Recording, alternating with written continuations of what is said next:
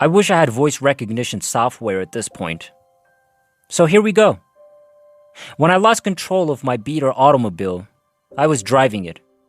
The car tumbled down a sloping embankment many times in an elongated diagonal. I felt as if my deceased father was supporting my head while I was tossed around like a quarter in a box. I was in a soaring dream the next thing I knew. I was doing fantastic. I've had flying dreams since I can remember, but this one was unique in that I could still fly when I thought about flying. When I analyzed the trip, I did not descend or land. Instead, continued to fly. When I tried to fly higher, I flew higher. When I wanted to move forward, I moved slower. And when I wanted to move down, I couldn't. So when I tried to halt, I realized I was being softly dragged upward. That's when I realized there was something wrong. I wasn't hallucinating. I gazed around at the fir treetops, at the distance between me and the grass and the road. When I gazed up at the sky ahead of me, I noticed that everything was in perfect focus. I could see better than I could without my glasses. Then I felt the chilly April air on me, as well as the warmth of the rising sun warming up the crisp morning air. I looked down at that point. I noticed my automobile was upside down and my head was poking out from under it. My head was poking out of the smashed driver's side window as the car slanted on top of me. I wondered, if that's down there, what's up there? My astral body rolled around and gazed up. What I observed was similar to a vortex. There was a hole in the sky, surrounded by clouds and plasma like lightning. There were stars within the hole, but not the stars we see outside our atmosphere at night, but rather the heart of the universe, like a galaxy whirling around the most bright light imaginable. It was the source as I perceived it. Light orbs were going in and out of the hole just outside it. They varied in brightness, color, and shape. At that time, I prostrated myself and thought, "Oh my, God, you are." I bowed and tightened up as much as I could within myself, realizing how foolish I had been. I've known since birth that God exists. When I was younger, I used to play a game with God. Just before going to bed, I'd wonder how big the universe was, then close my eyes and journey as far as I could before falling asleep.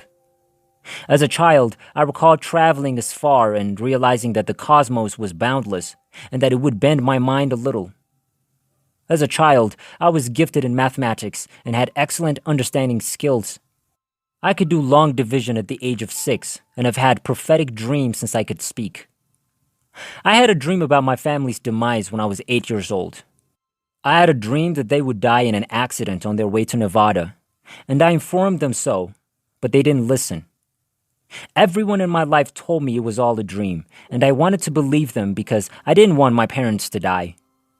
When their jet crashed, I was devastated physically, emotionally, and spiritually. I thought God was terrible to give me such dreams, but offer me no influence over the results. And to top it all off, I couldn't distinguish reality anymore and requested that it end. Between that age and my injury, I had several more incredible encounters. Meanwhile, I went through a sequence of tragic occurrences, separations, and horrifying trials that no child should have to go through. It made me forget about God and my relationship with Him. I began doing drugs, partying, and causing harm to others and myself as a result of my actions. Returning to my personal experience, while prostrating, I was shown my life from God's point of view, the truth. I was shown every time I was selfish and chose my own hobbies. Every time I was divisive or manipulative for selfish reasons, I was shown. I felt the ache numerous times over. It was like a beam into my solar plexus, and it was so excruciating that I felt overwhelmed by it, as if all my strength had been knocked out. I'm not a bad guy at all. I can't imagine how I'd feel if I'd been aggressive or committed other crimes against my peers. A review like that, I'm sure, would be horrible. An entity comprised of light appeared by my side at this point. I was not religiously raised or baptized. I could be mistaken, but it might feel like what people refer to as Christ. It was not the Christ depicted in paintings or photographs. It was not the Christ the evangelicals preach about. It was neither America's Christ nor any other portrayal of Christ I'd seen. In the small, yet dazzling light that it was, this thing was so pure and benevolent that I couldn't grasp the level of compassion it possessed. I couldn't comprehend this incredible love until it touched me and said, "I'll take it. It's for me," and took the beam from me and touched me. "You are forgiven," he replied as his light seemed to wane for an instant and the beam vanished. "You are flesh, and with flesh comes biology, psychology, instinct, desire, mechanism, ego, and all that comes with it. Being flesh is to sin. It is the nature of being. Being human is without flaws." This made me relax in ways I haven't felt since. That's when I realized he was a part of the bigger light, and in some ways, a keeper of our world. It was almost as if he'd been assigned to it.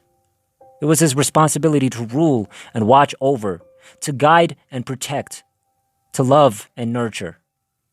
However, this being was more than he looked to be to me at the time. This was all I could fathom at the time. This was something I noticed. I became very thrilled and began asking questions like a young child. What about foreigners, and parallel universes, and alien life, and UFOs, and... That's when I heard a great yet quiet chuckle of delight, and I was given the source at the top of my head like a pat on the back. It was like a massive torrent, and as my head got stuck inside, I could see from the beginning of everything and nothing. I saw the entire cosmos from its big bang to its big stop to its big bang and to its big stop. I possessed the universe's memories, cosmology, biology, spiritualism, consciousness, being, non-being, physics, and mathematics all made sense to me. I was aware of everything there is to know and unknow. God is all that can ever be, and everything that can never be. And because I'm human, I can only comprehend it in human terms. Even humanity's best is still human, and everything will be anthropomorphic. It's like a chair gazing at a table and seeing a strange chair without a back. The chair may never realize it's a chair, but it will nonetheless function as one. It may never question whether it's a chair or look beyond its chairness, but it will always remain a chair. I used to worry when I was 14 if God could construct a rock so heavy that he couldn't lift it. Yes. No. All at once, at the same moment, and absolutely nothing. I understood I was out of place and had a body after this tremendous discovery. It came to me that if I did not return to said body, it would stop working because I was the thing that propelled it ahead in time and space. At this point, I apologized for interrupting the fantastic narrative and stated I'd be eternally grateful, but I had to return. Something told me that I had to accept whole responsibility for what I had done. I instantly gathered myself as best I could and whooshed back to alongside the light entity, or Christ, then jumped back to my body like a salmon running upstream. When I got back in, I entered through the top of my head, and it went whomp with incredible force, like an airtight jar sealing. It was like trying to squeeze a supercomputer into an Amiga. It simply wouldn't work. I experienced a departure moment and let go of some of my understanding so I could rapidly return to my vessel. I knew I'd be able to rejoin later and that it would be ready for me when I returned. But for now, I had a job to do, so I went back in. It was cold and lonely. There was no electricity or plumbing, and it appeared to be a large vacant house that had been abandoned. It appeared dark and echoey. I nearly panicked, but determination took over. I made my way through my spinal cord to my limbs. I had no trouble going down my right leg. I attempted to go down my left leg, but there was no connection. I moved up through my viscera and into my heart, then down my arms and back into my brain. I went into my medulla oblongata, or what I thought was the center of my brain, and tossed the switches like a captain. "Okay, brain, let's get this body going," I said. I told my heart to keep pumping and my blood flowing, but that it should clot on my hip. I then tried to take a breath. My breath made a loud whistling sound. When I opened my eyes, all I saw was blood. My eyes were covered by a film of sticky red goo. I blinked and it was gone. When I tried to move, a sound like a bag of stones rattled up my spine into my head and brain, and I came to a halt. I could hear buzzing off the open door and the static of the radio that was still playing. It was unsettling. I looked around and noticed a trooper nearby. When I looked at him, he was crying. "I thought you were dead," he said. "Don't worry. I just talked to God. Everything will be fine," I said. A paraphrase formalized. I gazed at his hat while he grasped my hand. You know, the one that resembles a cowboy hat? "You're my hero," I told him, and he responded I was his. When I told him I was exhausted, he answered, "No, you need to talk to me because you need to stay awake. Please tell me what God said." I informed him the accident was entirely my fault and inquired about my buddies. He assured them that everything would be fine. Then he informed me about it. The buzzing, the radio, and the sky all made me disoriented, and I nearly collapsed. I could hear the ambulance approaching. They were about to use the jaws of life, but I objected. I had a horrible feeling about the object, like if it was going to murder me. I climbed out on my own. My left leg twisted and grinded against the side of my torso. The trooper was by my side as they loaded me into the back of the rig with an IV and oxygen. He took my hand in his and told me I could sleep now. A paraphrase formalized.